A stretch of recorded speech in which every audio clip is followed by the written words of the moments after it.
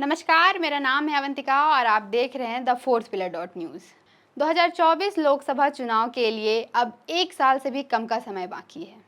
2024 के चुनाव को लेकर लगभग सभी पार्टियों ने अपने अपने स्तर पर तैयारियां शुरू कर दी है। लेकिन कर्नाटक में मिली करारी हार के बाद भाजपा लोकसभा चुनाव को लेकर काफ़ी ज़्यादा सतर्कता बरतती नजर आ रही है।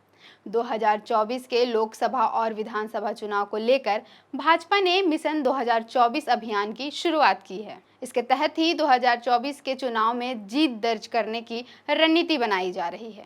चुनावी तैयारियों को लेकर भाजपा सभी स्तर पर प्रचार प्रसार के लिए अलग अलग योजनाएं बना रही है। बीते कल यानी 30 मई को भाजपा ने महाजनसंपर्क अभियान की शुरुआत की है।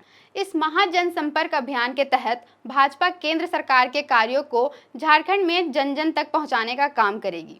केंद्र सरकार के कार्यों से लोगों को अवगत कराया जाना, जनमानस को केंद्र सरकार के कार्य उपलब्धियों के बारे में जागरूक करना इस अभियान का मुख्य उद्देश्य है।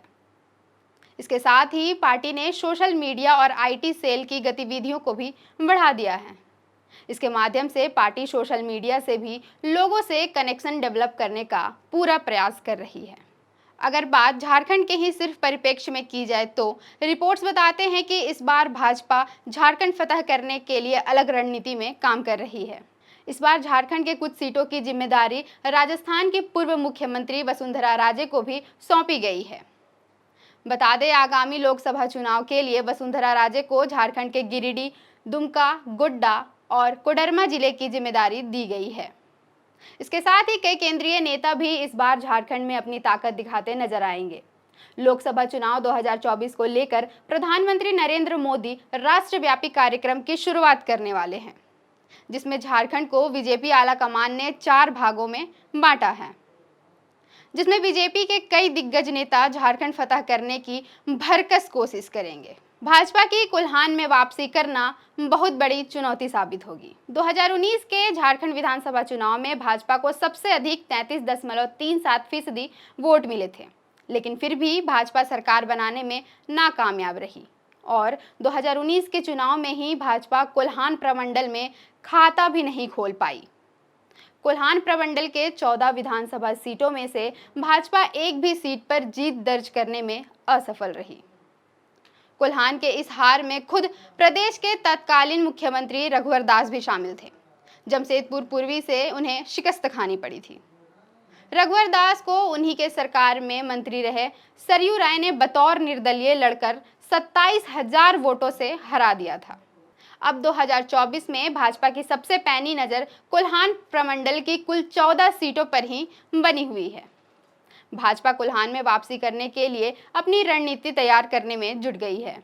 कुल्हान में भाजपा को शून्य से शुरुआत करनी होगी और यह पार्टी के लिए काफी चुनौतीपूर्ण होने वाला है। झारखंड में लोकसभा की कुल सीटें हैं 14, जिसमें से भाजपा ने 2019 के लोकसभा चुनाव में कुल 14 में से 12 सीटों पर जीत दर्ज की थी। बाकी के 2 हारी हुई लोकसभा सीटों पर भाजपा इस बार अलग रणनीति बना रही है। चूंकि अगले ही साल यानी 2024 में देश में लोकसभा का, झारखंड में विधानसभा का चुनाव होना है, भाजपा लोकसभा सीटों के साथ साथ अपनी विधानसभा की खोई हुई सीटों को वापस पाने के लिए भी तैयारी में है। झारखंड में राजमहल और सिंहभूम लोकसभा सीटों पर भी वापसी करना भाजपा के लिए बड़ी चुनौती साबित होगी। इसके साथ ही पार्टी खूंटी और लोहरदगा लोकसभा क्षेत्रों में भी बूथों को मजबूत कर रही है। पार्टी के प्रदेश और केंद्रीय पदाधिकारी लगातार इन क्षेत्रों का दौरा कर रहे हैं। अंदर खाने से खबर है कि भाजपा झारखंड में हारी हुई और कमजोर सीटों पर मजबूत टीम तैयार कर रही है। प्रदेश के नेताओं के साथ साथ केंद्रीय नेताओं का भी इन लोकसभा सीटों पर लगातार दौरा चल रहा है। पार्टी अपने नेताओं को लेकर भी अलग से योजना बना रही है। पार्टी अपने अनुभवी और युवा नेताओं को आगे लाने की योजना भी तैयार कर रही है।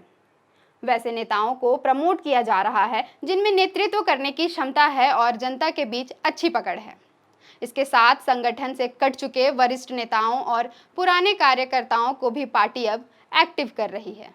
अब देखना होगा कि आने वाले समय में पार्टी अपने रणनीतियों में खरी उतर पाती है या नहीं। फिलहाल के लिए इतना ही। देखते रहें द फोर्थ पिलर।